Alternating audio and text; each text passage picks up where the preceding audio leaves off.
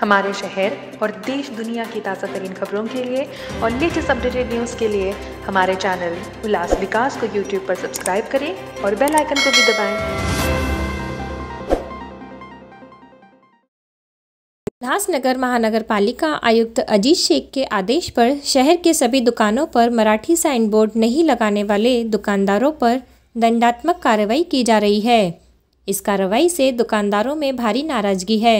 उन्होंने कहा कि मनपा अधिकारियों ने उन्हें चेताया है कि 2000 रुपये दंड भरो वरना दुकान सील करेंगे। व्यापारियों का कहना है कि साइन बोर्ड का काम करने वाले कई दिनों से व्यस्त है।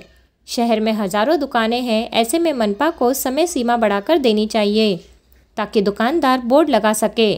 इस संबंध में अपर आयुक्त जमीर लेंगरेकर ने बताया कि दिसंबर में सभी व्यापारियों की एक बैठक आयोजित की गई थी।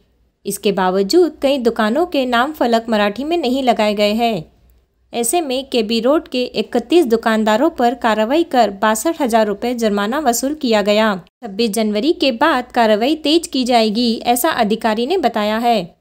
दुकानदारों को अब व्यापारी नेता व मनपा से राहत की उम्मीद है।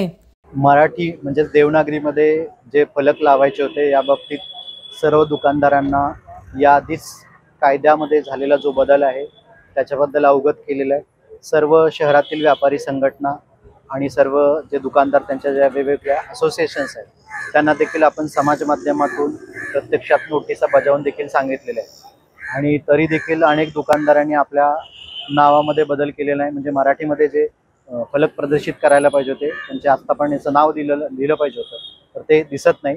अनेक व्यापाऱ्यांनी आपल्याला वेळ मागून घेतलेली होती की त्यांचे जे बोर्ड्स आहेत तर ते ग्लोसाईनचे आहेत किंवा डिजिटल स्वरूपाचे आहेत, तर याच्यामध्ये बदल करायला वेळ लागेल। त्याच्यासाठी आता बऱ्यापैकी 1.5 ते 2 महिन्यांचा अवधी होऊन गेलेला आहे। त्यांनी या पद्धतीने कुठल्याही प्रकारची कारवाई केल्याचं दिसून येत नाही। त्यामुळे महानगरपालिकेला शासनाने जे अधिकार प्रदान केलेले आहेत त्याच्यानुसार आपण अशा दुकानदारांच्यावर आजपासून दंडात्मक कारवाई करण्याची कारवाई सुरू केली। आज आम्ही दुपारनंतर ही कारवाई सुरू केली आहे। साधारणपणे आम्ही एक 20 दुकानदारांच्यावर आता कारवाई सुरू आहे आणि अजूनही कारवाई सुरू राहील।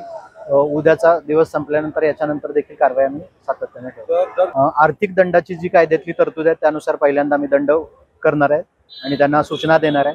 त्याच्यानंतर देखील तशाच पद्धतीने त्यांची कृती राहिल्यास प्रतिदिन त्यांना 2000 रुपये पुन्हा दंड राहील आणि दुकान देखील सील करणार।